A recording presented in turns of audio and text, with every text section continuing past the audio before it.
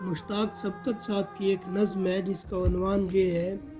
اس دور میں ہم دیوانوں سے تم کہتے ہو خاموش رہو۔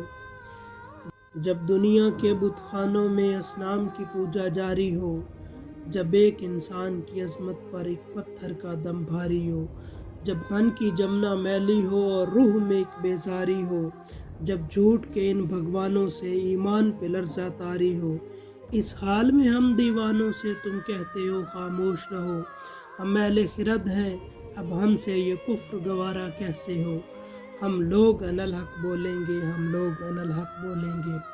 جب شاہ کے ایک اشارے پر اپنوں میں نیازیں بٹھتی ہوں،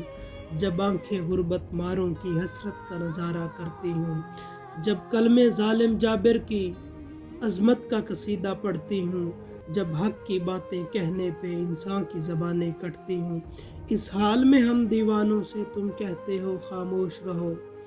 جب اہل خرد کی باتوں پر کچھ جاہل شور مچاتے ہوں، جب بلبل ہو تصویر چمن اور کوے گیت سناتے ہوں، جب چڑیوں کے ان گھونسلوں میں سانپ اتارے جاتے ہوں، جب مالی اپنے گلشن میں خود ہاتھ سے آگ لگاتے ہوں، اس حال میں ہم دیوانوں سے تم کہتے ہو خاموش رہو۔ جب مصر کے ان بازاروں میں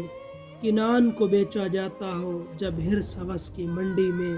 ایمان کو بیچا جاتا ہو، جب صوم صلات کے پردے میں قرآن کو بیچا جاتا ہو، انسان کو بیچا جاتا ہو، یزدان کو بیچا جاتا ہو،